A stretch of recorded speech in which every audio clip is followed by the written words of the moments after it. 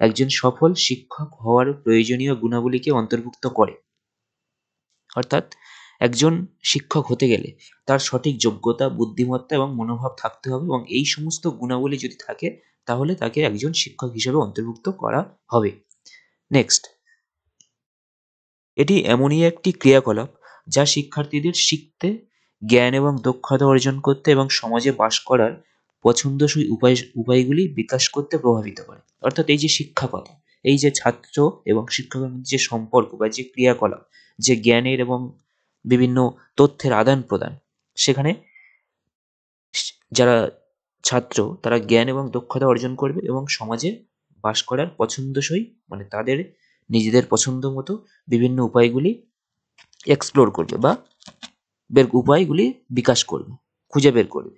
Next, শিক্ষাদান হলো শেখার প্রক্রিয়ার উদ্দেশ্যমূলক এবং দিক নির্দেশনা এবং পরিচালনা।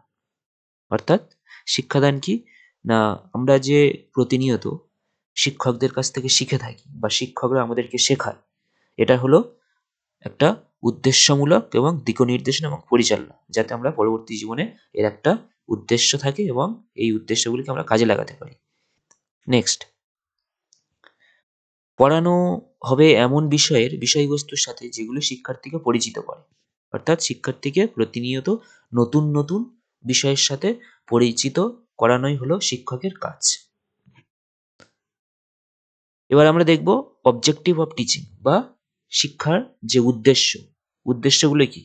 প্রথমে আমরা দেখব যে শিক্ষার কয়েকটি সাধারণ উদ্দেশ্য। সাধারণ উদ্দেশ্যগুলো হলো: 1. পাঠ্যক্রমের মাধ্যমে শিক্ষার্থীর সর্বাঙ্গীন ব্যক্তিত্ব বিকাশ করা। অর্থাৎ যে সূচিপত্র বা যে একটা সিলেবাস থাকে একটা স্টুডেন্টের একটা নির্দিষ্ট সময়ের জন্য, সে সেমিস্টার ওয়াইজ হোক কিংবা ইয়ার ওয়াইজ, সেখানে শিক্ষার্থীর যে সিলেবাস থাকে সেই সিলেবাসের মাধ্যমে শুধুমাত্র তথ্য মুখস্থ করা নয়, তার সাথে সাথে তার সর্বাঙ্গীন ব্যক্তিত্বর বিকাশ করা। এটাই হলো শিক্ষার প্রাথমিক উদ্দেশ্য। নেক্সট, শিক্ষার্থীর আচরণকে কাঙ্ক্ষিত দিক নির্দেশনায় রূপ দেওয়া। অর্থাৎ শিক্ষার্থীর যে আচার আচরণ, সমাজে তার কেমন আচার আচরণ হবে সেটা একটা নির্দিষ্ট দিকে মানে নিয়ে যাওয়া বা নির্দেশনা দেওয়া, এটা হলো শিক্ষকের কাজ। নেক্সট, শিক্ষার্থীকে নতুন পরিস্থিতির পরিবেশে সামঞ্জস্যপূর্ণভাবে জীবনযাপন করতে সাহায্য করা। অর্থাৎ যারা শিক্ষার্থী তারা প্রতিনিয়ত নতুন নতুন পরিস্থিতির মধ্যে পড়ে বা তাদের নতুন নতুন পরিস্থিতি তাদের সামনে আসে, সেই পরিবেশে তারা কিভাবে সামঞ্জস্যপূর্ণ ভাবে জীবনযাপন করবে সেই উপদেশাবলী বা সেই ট্রিক্স শিক্ষকতার মাধ্যমে দেওয়া হয়। এবার আমরা দেখব যে শিক্ষাদানের নির্দিষ্ট উদ্দেশ্যগুলি কি কি। অর্থাৎ শিক্ষাদানের কিছু সাধারণ উদ্দেশ্য আছে এবং শিক্ষাদানের কিছু নির্দিষ্ট উদ্দেশ্য আছে। সেই নির্দিষ্ট উদ্দেশ্যগুলি হলো: ফার্স্ট, সমালোচনামূলক এবং যৌক্তিক চিন্তাভাবনার বিকাশ করা। অর্থাৎ একজন শিক্ষার্থী সে যেন সবসময় কোনো একটা বিষয় নিয়ে খুব যুক্তিপূর্ণ চিন্তাভাবনার মধ্যে নিজেকে নিয়োজিত করে।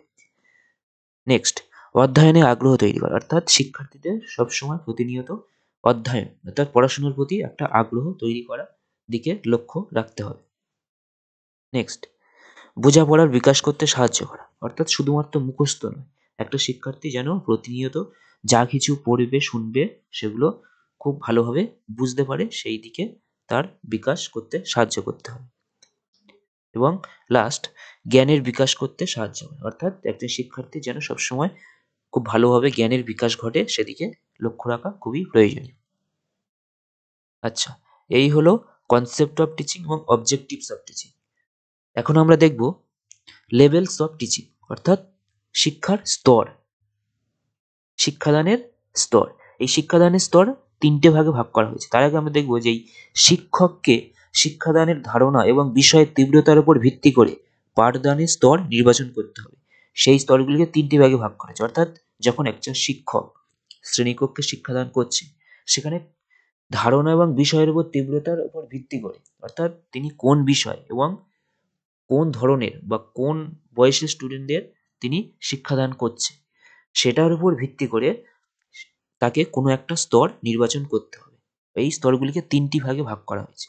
একটা হলো মেমোরি লেভেল, দ্বিতীয় হলো আন্ডারস্ট্যান্ডিং লেভেল এবং তৃতীয় হলো রিফ্লেক্টিভ লেভেল। আমরা প্রতিটা লেভেল অর্থাৎ প্রতিটা স্তর বিস্তারিত আলোচনা করব।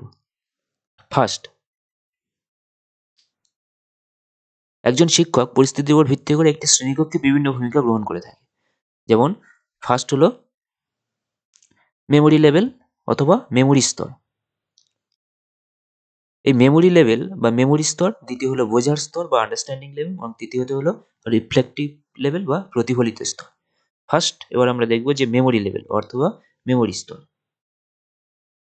শিক্ষার স্মৃতিস্তর, এই মেমোরি লেভেলকে যদি আমরা বাংলায় করি তাহলে তার প্রতিশব্দ আসবে শিক্ষার স্মৃতি। মেমোরি মানে স্মৃতি, স্মৃতিস্তর নাম অনুসারে এমনটাই আসছে। অর্থাৎ শিক্ষার একটি স্তর যেখানে উদ্দেশ্য হলো, মোটামুটি এই লেভেলে যখন পড়াশোনা করানো হয় সেখানে উদ্দেশ্য হলো পাঠ্যপুস্তকের জ্ঞান প্রদান করা এবং শিক্ষার্থীদের এটির মূলে যাওয়ার পরিবর্তে এটি মুখস্থ করা। অর্থাৎ শিক্ষার্থীরা এই লেভেলে অর্থাৎ মেমোরি লেভেলে যখন থাকবে তখন তারা সবকিছু মুখস্থ করবে, যা শুনবে সবকিছু মনে রাখার চেষ্টা করবে। সেটার সম্পর্কে বিস্তারিত বা খুব গভীর চিন্তা ভাবনার তাদের প্রয়োজন হয় না বা করে না সাধারণত। দ্বিতীয়ত, এই মেমোরি লেভেলের প্রধান প্রবক্তা হলো জন এফ হারবার্ট। নেক্সট, এটি হলো শিক্ষাদানের প্রাথমিক পর্যায়। অর্থাৎ যখন একটা শিক্ষার্থী প্রাথমিক পর্যায়ে, অর্থাৎ তার বয়স যখন খুবই কম, তখন এই পর্যায়ে বা এই মেমোরি লেভেলের পর্যায়ের মধ্যে দিয়ে তার শিক্ষা শুরু হয়। এটি তথ্য এবং তথ্যের সমষ্টি মনে রাখার অভ্যাসকে বাড়িয়ে তোলে। অর্থাৎ একজন শিক্ষার্থী যখন এই মেমোরি লেভেলের মধ্য দিয়ে, শিক্ষণ প্রক্রিয়ার মধ্য দিয়ে পড়াশুনো করে, তখন তার যে তথ্য, বিভিন্ন ধরনের ইনফরমেশন, সেগুলিকে মনে রাখার অভ্যাস বাড়িয়ে তোলে। তারপর ভালো স্মৃতির মধ্যে রয়েছে শেখার দ্রুততা। অর্থাৎ যখন সবকিছু মনে রাখছে, অর্থাৎ স্মৃতিতে ধরে রাখছে, তখন তার দ্রুততা অর্থাৎ ব্রেন ক্যাপাসিটি সেটা ক্রমশ বেড়ে যায় এবং ধরে রাখার স্থায়িত্ব, অর্থাৎ সে একসাথে অনেক ইনফরমেশন বা অনেক তথ্য মনে রাখতে পারে। এবং স্মরণ করার দ্রুততা খুব, মানে দ্রুততার সাথে সে কোনো কিছু জিনিস যেগুলো সে আগে পড়ে রেখেছে বা মনে রেখেছে সেগুলো খুব দ্রুততার সাথে পুনরায় রিকল বা স্মরণ করতে পারে এবং শুধুমাত্র পছন্দসই বিষয়বস্তু সচেতন স্তরে আনার ক্ষমতা রাখে। অর্থাৎ যেগুলো তার খুবই পছন্দ সেগুলো খুবই দ্রুততার সাথে সে খুব তাড়াতাড়ি আবার পুনরায় মনে করতে পারে, অর্থাৎ মনে রাখার ক্ষমতা এই মেমোরি লেভেল বা মেমোরি স্তরে করা হয়।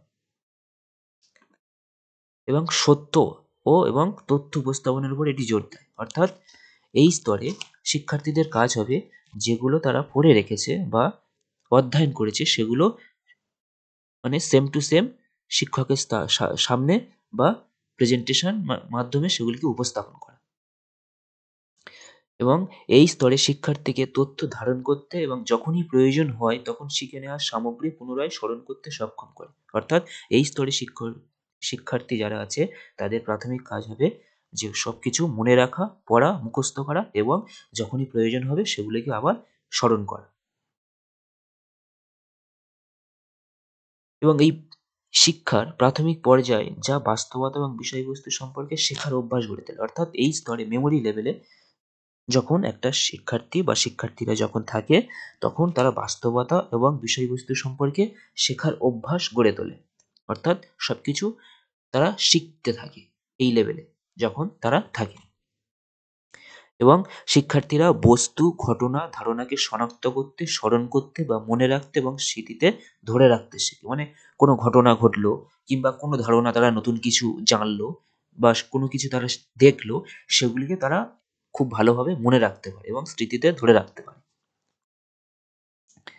এখানে শিক্ষকের ভূমিকা মুখ্য বা সক্রিয় এবং প্রাথমিক, এবং ছাত্রদের ভূমিকা গৌণ বা মধ্যম। অর্থাৎ শিক্ষক এখানে কি করবে না, শিক্ষকের কাজ হলো এখানে ছাত্রদেরকে সবসময় মুখস্থ করানো, সবকিছু দেখানো, শেখানো, বোঝানো। এখানে শিক্ষকের কাজটাই হলো মুখ্য বা প্রধান এবং ছাত্রদের ভূমিকা গৌণ। মানে ছাত্রদের খুব একটা কাজ নেই, তাদের কাজ হলো শুধুমাত্র শিক্ষক যা কিছু করাচ্ছে সেগুলিকে খুব ভালোভাবে দেখা, বোঝা এবং সেগুলিকে খুব ভালোভাবে মুখস্থ রাখা বা মনে রাখা, স্মৃতিতে ধরে রাখা। এটি এই স্তরে যখন শিক্ষার্থীরা থাকে তখন শিক্ষার্থীদের বুদ্ধিমত্তার উন্নতি করে না, তখন শিক্ষার্থীদের বুদ্ধিমত্তার সক্ষমতা বাড়ায় না, তবে এটি অন্য ধরনের শিক্ষা স্তরের জন্য প্রয়োজনীয়। অর্থাৎ এখানে তাদের যে ক্রিটিক্যাল চিন্তাভাবনা, খুব গভীর চিন্তাভাবনা, এই ধরনের চিন্তাভাবনার যে ক্যাপাসিটি তাদের ব্রেনের মধ্যে, সেগুলো তখন এই স্তরে বা এই মেমোরি লেভেলে থাকে না। এর পরবর্তী লেভেলগুলিতে তখন সেগুলো থাকা প্রয়োজনীয় বা থাকতে হয় শিক্ষার্থীদের। এবার আমরা দেখব আন্ডারস্ট্যান্ডিং লেভেল অথবা এটাকে বাংলায় যদি প্রতিশব্দ করি তাহলে বোঝার স্তর। আন্ডারস্ট্যান্ডিং মানে বোঝা। এই দ্বিতীয় লেভেলে আমরা দেখব যে নাম থেকে বোঝা যাচ্ছে এটি এমন এক চিন্তাশীল শিক্ষণ প্রক্রিয়া যেখানে শিক্ষার্থীরা ধারণার সাথে সংযোগ স্থাপন করে এবং বিষয়বস্তু বুঝতে চেষ্টা করে। অর্থাৎ আগের লেভেলে আমরা দেখছিলাম যে শিক্ষার্থীরা শুধুমাত্র কি করছিল না মনে রাখছিল সবকিছু। এখানে মনে রাখার সাথে সাথে কি করবে, তারা সেই বিষয়টি নিয়ে খুব চিন্তা করবে, অর্থাৎ একটা বাস্তব ধারণার সাথে সংযোগ স্থাপন করার চেষ্টা করবে এবং বিষয়বস্তুকে খুব ভালোভাবে বোঝার চেষ্টা করবে। এবং এই আন্ডারস্ট্যান্ডিং লেভেলের প্রধান প্রবক্তা H.C. মরিসন, এবং এটি মেমোরি প্লাস অন্তর্দৃষ্টি, অর্থাৎ মেমোরি লেভেলে তাদের যে ব্রেন ক্যাপাসিটি, অর্থাৎ তাদের যে মনে রাখার স্মরণ শক্তি, সেটার সাথে সাথে তাদের অন্তর্দৃষ্টি, অর্থাৎ কোনো বিষয় সম্পর্কে তারা খুব অন্তর্নিহিতভাবে খুব চিন্তা ভাবনা করবে। যেহেতু এটি কেবল ঘটনাগুলি মনে রাখার বাইরেও অনেক কিছু বিষয় নিয়ে ভাবায়, এছাড়া এই বিষয়ের আয়ত্তের উপর দৃষ্টি নিবদ্ধ করে। অর্থাৎ আন্ডারস্ট্যান্ডিং লেভেলে কি হবে, শিক্ষার্থীরা মনে তো রাখবেই, প্লাস তার সাথে সাথে সেই বিষয় নিয়ে অনেক কিছু তারা ভাবনা চিন্তা করবে। অর্থাৎ তাদের বিষয়ের উপর একটা অন্তর্দৃষ্টি নিবন্ধ করবে, করে তাদের নিজেদের একটা চিন্তা ভাবনা গড়ে তুলবে, মতামত ব্যক্ত করবে, শুধুমাত্র মনে রাখবে না, সেই বিষয়টা নিয়ে তাদের নিজেদের দৃষ্টিভঙ্গি ব্যক্ত করবে। এবং এটি এই লেভেলে ছাত্রদের সাধারণীকরণ, নীতি এবং তথ্য বুঝতে সাহায্য করে। অর্থাৎ কিভাবে কোনো বিষয়বস্তুকে সাধারণীকরণ করা যায়, মানে সরলীকরণ করা যায়, এবং তার নীতিগুলি কি কি, এবং সেই সম্পর্কে তথ্যগুলো খুব ভালোভাবে আন্ডারস্ট্যান্ডিং করতে সাহায্য করে এই লেভেল। তারপর আসছে যে এটি শিক্ষার্থীদের বিকাশের জন্য আরো বেশি সুযোগ প্রদান করে এবং প্রধানত বুদ্ধিভিত্তিক আচরণ। অর্থাৎ এই স্তরে শিক্ষার্থীরা অনেক বেশি বুদ্ধিকে অ্যাপ্লাই করবে, অর্থাৎ বুদ্ধিকে তারা প্রয়োগ করবে কোনো সমস্যা সমাধানের জন্য বা কোনো বিষয়কে খুব গভীরভাবে চিন্তা ভাবনা করার জন্য তারা তাদের নিজেদের বুদ্ধিকে কাজে লাগাবে। কিন্তু মেমোরি লেভেলে আমরা দেখেছি তারা তাদের বুদ্ধিকে কোনো রকম কাজে লাগাবে না, শুধুমাত্র শিক্ষক যেটুকু তাদের বলবে, বোঝাবে বা শোনাবে, তারা সেটুকুই মনে রাখবে বা স্মরণে রাখার চেষ্টা করবে। কিন্তু আন্ডারস্ট্যান্ডিং লেভেলটা আরেকটু মানে আপগ্রেড, মানে মনে রাখার সাথে সাথে তারা নিজেদের বুদ্ধিকে খুব ভালোভাবে কাজে লাগাবে। এবং এটি ছাত্র এবং শিক্ষক উভয়ের জন্যই তথ্যের আত্মিককরণের জন্য সক্রিয় ভূমিকা পালন করে। অর্থাৎ এখানে শিক্ষক এবং ছাত্র পরস্পরের মধ্যে তথ্য আদান প্রদান করবে, মানে শিক্ষক তার যা জ্ঞান আছে তা স্টুডেন্টদের মধ্যে দেবে এবং ছাত্ররা তাদের যদি কোনো নিজস্ব চিন্তা ভাবনা থাকে তা শিক্ষকের কাছে উপস্থাপন করবে। অর্থাৎ এখানে তথ্যের আদান প্রদান ঘটবে এই আন্ডারস্ট্যান্ডিং লেভেলে। নেক্সট, এই স্তরে শিক্ষার্থীদের চিন্তার স্তর তৈরি করতে সহায়তা করে এবং পূর্বে অর্জিত বিষয়, জ্ঞান ও তথ্যের ভিত্তিতে। অর্থাৎ এই স্তরে যখন শিক্ষার্থীরা থাকবে তখন পূর্বে যে সমস্ত বিষয়ে তারা জ্ঞান এবং তথ্য অর্জন করেছে বা সঞ্চয় করেছে সেগুলোর ভিত্তিতে তারা নিজেদের মধ্যে একটা চিন্তার স্তর তৈরি করবে বা নিজেদের একটা চিন্তার ক্ষেত্র তৈরি করবে যে কোনো বিষয়। এবং এই স্তরে শিক্ষার্থীদের স্মৃতিশক্তি এবং অন্তর্দৃষ্টির দক্ষতা বিকাশের জন্য আরো বেশি করে সুযোগ দেওয়া হয়ে থাকে। এরপর আমরা আসছি রিফ্লেক্টিভ লেভেল বা প্রতিফলিত স্তর। এটি হলো আমাদের সর্বশেষ স্তর। এই লেভেলে শিক্ষার প্রতিফলিত স্তরকে শিক্ষণের অন্তর্মুখী স্তরও বলা হয়। এটি শিক্ষণ শেখার প্রক্রিয়ার সর্বোচ্চ রূপ হিসেবে বিবেচিত হয়। এটি প্রাথমিকভাবে শিক্ষার্থীদের ধারণাটি বোঝার পরে পাঠদান বন্ধ হিসাবে হয়। অর্থাৎ এখানে বলতে চাচ্ছে যেখানে শিক্ষকের কাজ হবে গৌণ, মুখ্য কাজ হবে যারা ছাত্র তাদের। অর্থাৎ ছাত্ররা এখানে কোনো একটা বিষয় নিয়ে নিজেদের চিন্তাভাবনা বা নিজেদের যে আন্ডারস্ট্যান্ডিং রয়েছে, নিজেদের যে একটা গভীর দৃষ্টিভঙ্গি সেটা ব্যক্ত করবে। এবং এই প্রক্রিয়ায় সর্বোচ্চ রূপ, এই যে তিনটে লেভেল তার মধ্যে এই প্রক্রিয়া বা এই লেভেলটা সবচেয়ে সর্বোচ্চ রূপ হিসাবে গণ্য করা হয়ে থাকে। এই রিফ্লেক্টিভ লেভেলের প্রধান প্রবক্তা হান্ট এবং বিগে।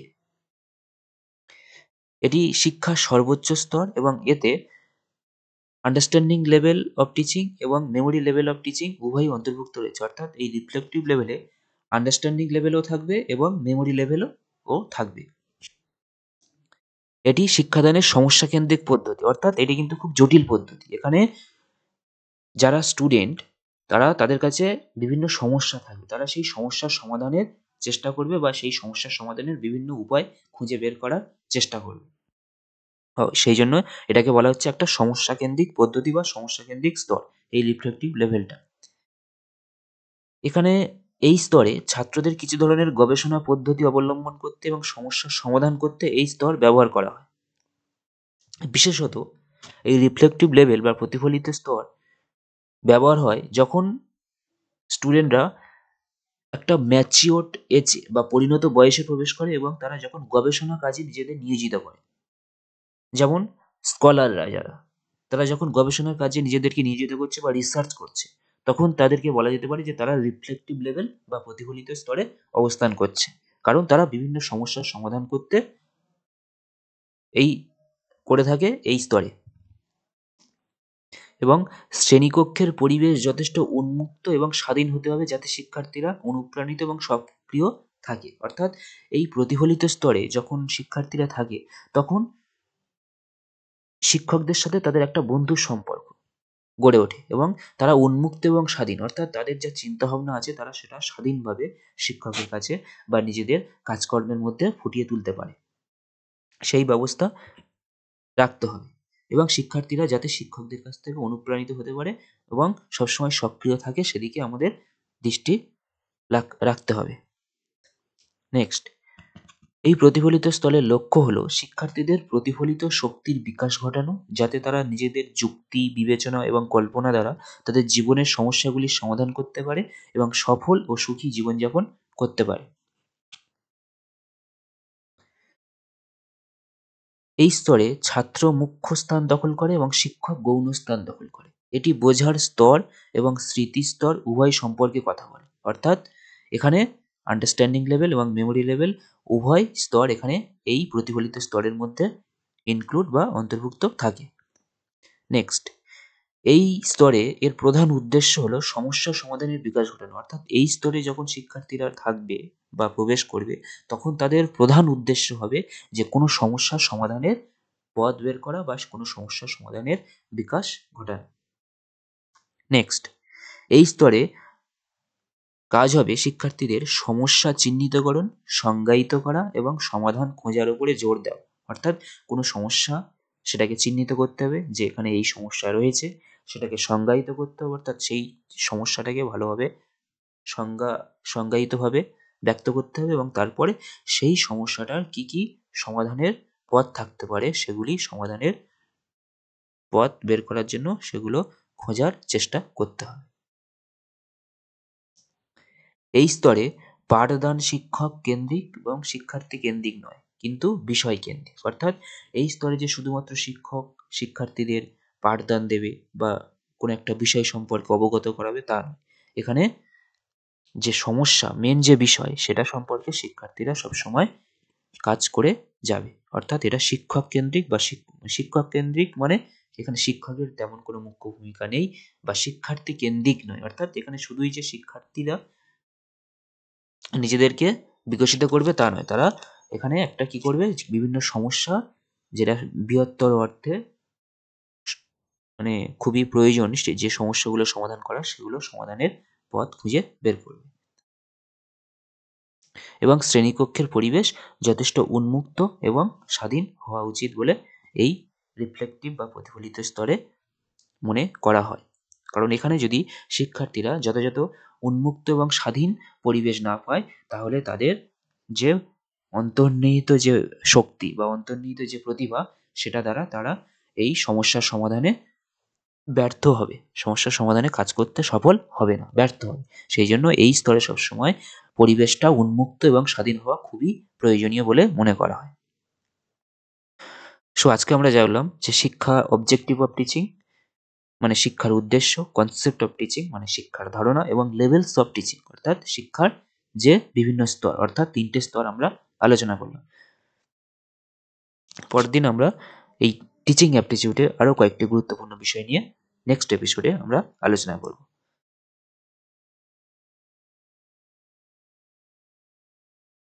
এবং এই স্তরে শিক্ষার্থীরা সমস্যা সমাধানের জন্য কিছু ধরনের গবেষণা পদ্ধতি গ্রহণ করবে বলে ধরে নেওয়া হয়। অর্থাৎ এই স্তরে প্রধান কাজ হলো গবেষণা করা। করে কোনো সমস্যার সমাধান করা বা নতুন কোনো দৃষ্টিভঙ্গির বিকাশ ঘটানো।